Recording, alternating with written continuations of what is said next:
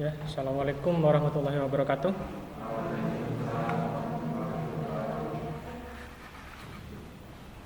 Eh, Sebelumnya kita berdoa dulu ya sebelum mulai pelajaran. Berdoa menurut keyakinan masing-masing. Silahkan dimulai.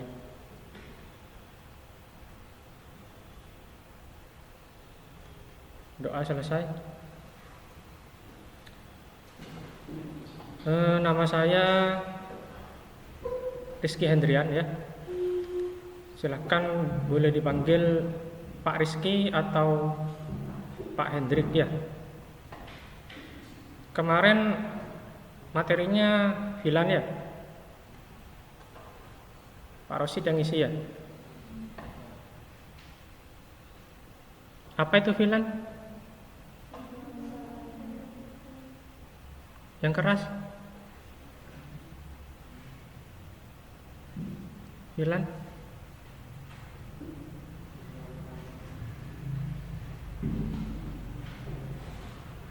Ada yang hafal? Apa? Filan itu sekelompok komputer yang berada pada satu jaringan atau lebih ya. Jadi bedanya apa sih Filan dengan LAN? Kalau LAN itu jaringan komputer ya, lokal area network. Kalau VLAN virtual. Jadi fungsinya untuk mengelompokkan suatu komputer di dalam satu jaringan. Semisal seperti di sekolah ini ada guru ya, karyawan dan tata usaha. Nah, ketiga komputer ini bisa dikelompokkan di dalam satu jaringan atau di dalam satu switch. Ya, itu VLAN fungsinya seperti itu. Kemudian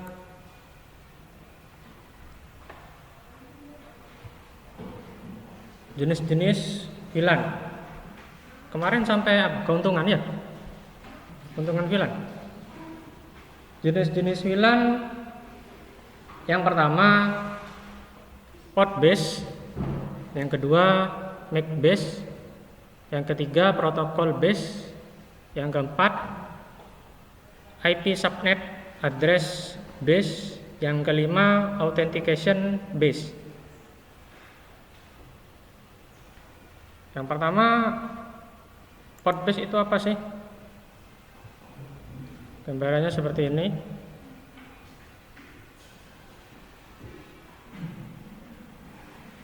Ini ya, port base.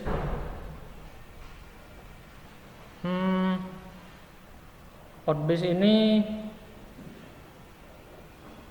contohnya ada sebuah switch dan ada 6 buah komputer. Jadi di sini ada 6 kelompok, 3 kelompok komputer. Yang pertama kelompok merah, yang kedua kelompok hijau, dan yang ketiga kelompok orange ya, orange. 3 kelompok komputer ini dalam satu buah jaringan bisa dibagi menjadi 3. Ya, itu fungsinya port base. Jadi portnya dibagi 3 kelompok merah, hijau, dan orange dalam satu buah jaringan atau dalam satu buah switch. Kemudian MAC base. MAC base itu seperti ini gambarannya ya. Jadi pengelompokannya berdasarkan MAC address. Ya. Di sini ada 8 buah MAC address yang dibagi dalam 2 VLAN. VLAN 1 MAC 1 sampai MAC 4 dan VLAN 2 MAC 5 sampai MAC 8. Jadi pengelompokannya berdasarkan MAC address. Kemudian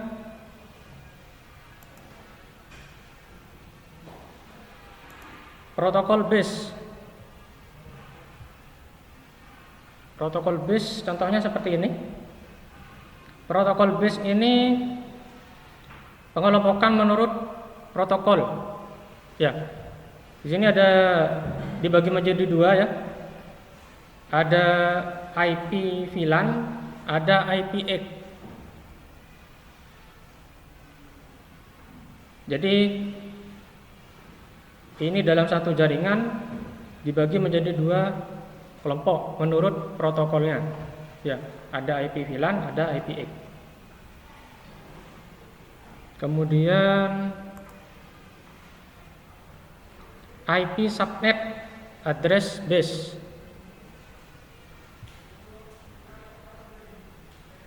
Jadi pengelompokannya di sini menurut IP subnet. IP subnet di sini dibagi menjadi dua VLAN. IP 10.1 sampai 10.4 itu VLAN 1. Kemudian IP 20.1 dan 20.4 VLAN 2. Ini dalam satu buah jaringan bisa dibagi menjadi dua subnet. Ya. Subnet di sini ada 10.1 dan 20.1. Di mana yang 10.1 sampai 10.4 itu VLAN 1, kemudian 20.1 dan 20 sampai 20.4 itu VLAN 2. Kemudian yang terakhir authentication base. Authentication base ini pengelompokan menurut identitas ya. Jadi di mana VLAN tersebut begitu ada user yang connect ya, semisal ada guru baru masuk ke jaringan tersebut menggunakan akses komputer, nah, itu otomatis akan dikelompokkan ke pengelompokan yang guru ya. Semisal ada karyawan baru, di mana karyawan tersebut langsung otomatis masuk ke komputer yang karyawan. Jadi sudah otomatis begitu ada user baru, otomatis langsung dikelompokkan sama VLAN-nya.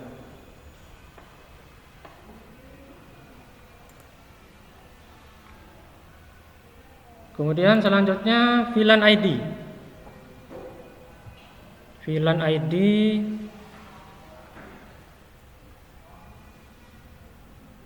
VLAN ID di sini ada dua ya.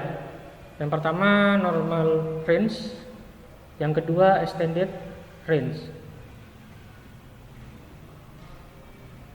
VLAN ID itu sebuah VLAN yang menggunakan nomor identitas VLAN ya. Jadi dinamakan VLAN ID. Yang pertama normal range VLAN 1 sampai 1005.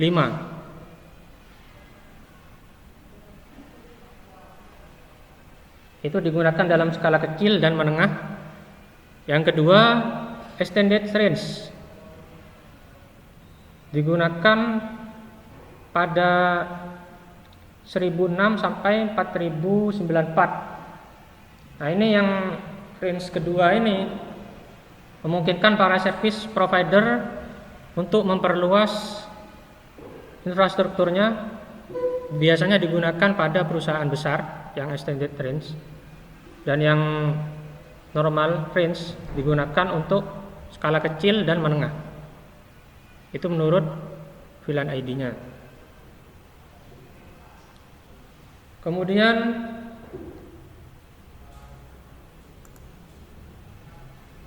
VLAN data.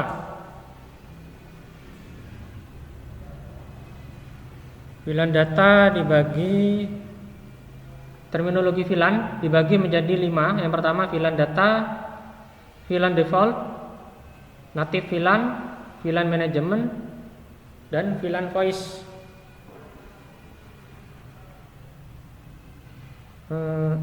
Apa itu VLAN data? VLAN data itu VLAN yang dikonfigurasi hanya untuk membawa data-data yang digunakan oleh user. Ya. Kemudian yang VLAN default itu VLAN standar ya, standar konfigurasi VLAN itu namanya VLAN default. Yang ketiga, native VLAN. Native VLAN ini untuk port trunking ya. Port trunking nanti akan dijelaskan di slide selanjutnya. Kemudian VLAN management. Manajemen ini untuk konfigurasi switch, untuk manajemen switch ya. VLAN manajemen. Dan yang terakhir VLAN voice. VLAN voice mendukung VoIP ya, atau voice over IP. VLAN voice.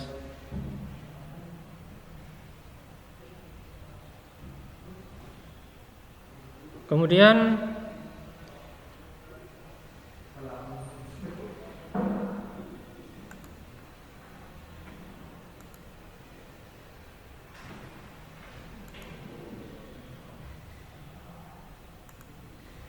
tipe koneksi VLAN.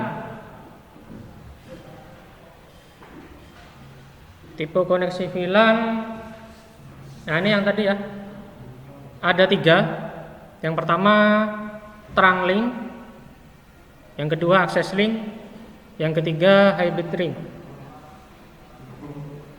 Waalaikumsalam.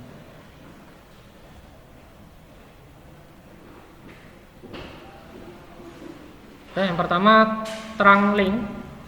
Contohnya seperti ini.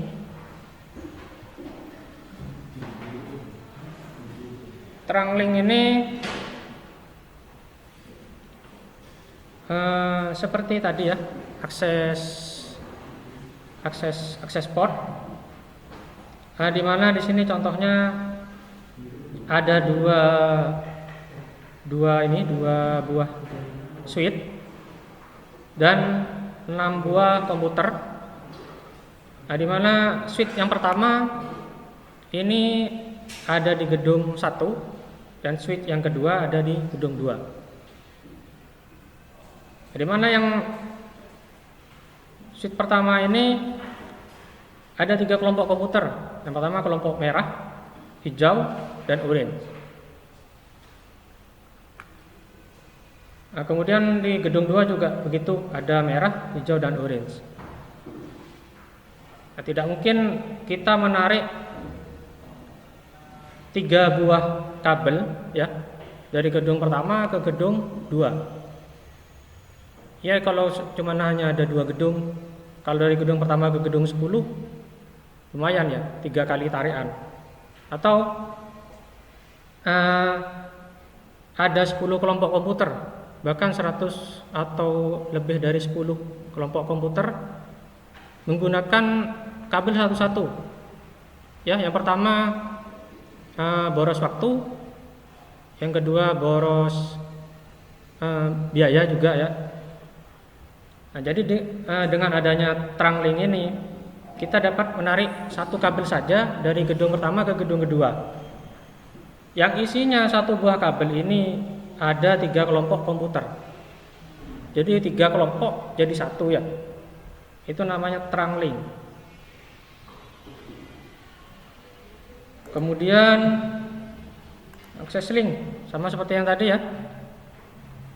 Access link ya, sama seperti yang tadi, ada 6 buah komputer, ada 3 kelompok komputer dalam 1 jaringan. Kemudian yang terakhir hybrid link. Hybrid link ini sama ya, mirip dengan trunk link. Bedanya apa? Bedanya di sini. Kalau trunk link itu mendapatkan ini ya, untagged VLAN ID saja.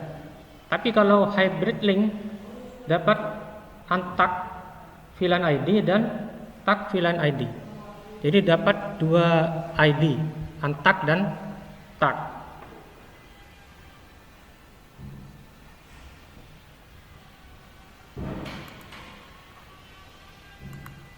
Kemudian prinsip kerja VLAN.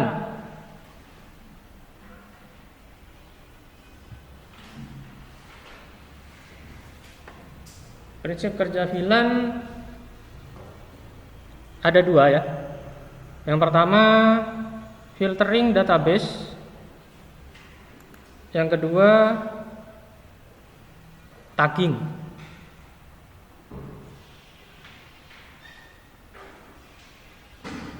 Kita ke slide pertama dulu.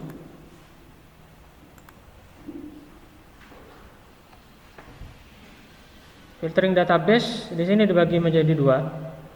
Yang pertama static entries. Yang kedua dynamic entries.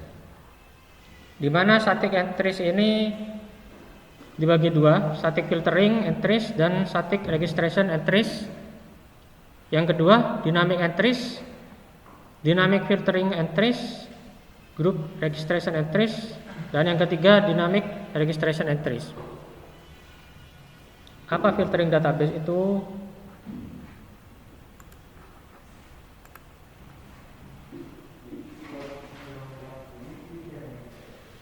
Ada yang tahu filtering database?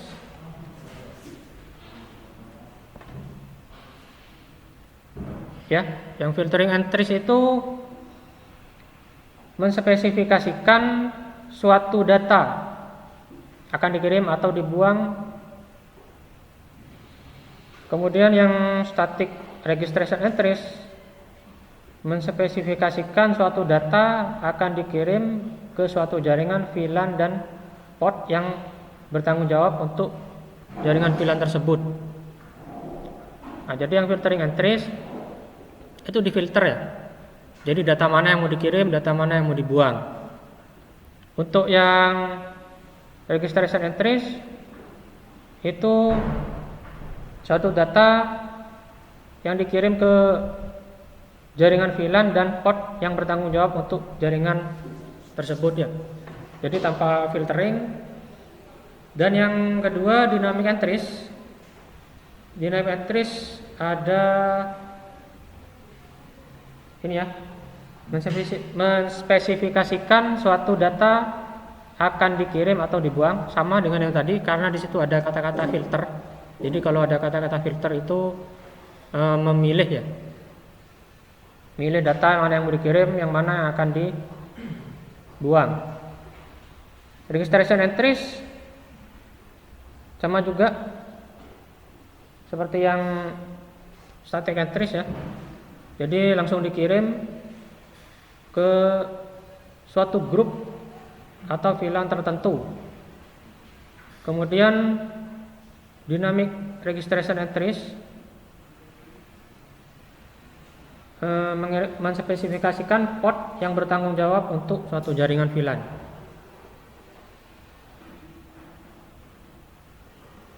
Kemudian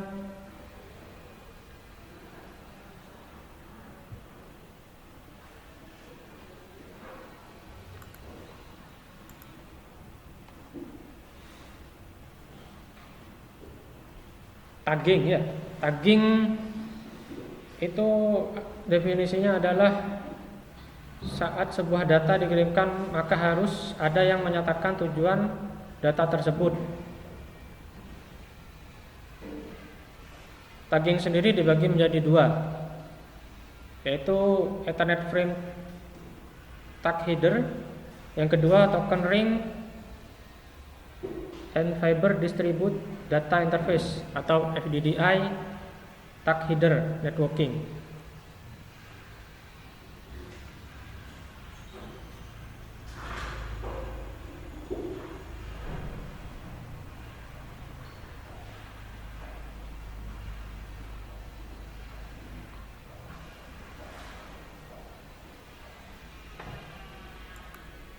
Oke, selesai ya.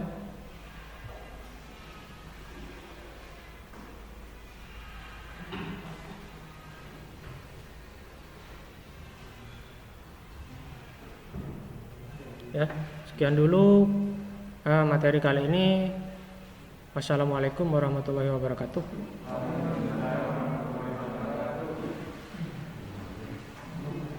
Jangan pulang dulu. Sampai di sini ya. Ini mungkin ada yang mau ditanyakan tadi slide-nya. Yang pertama.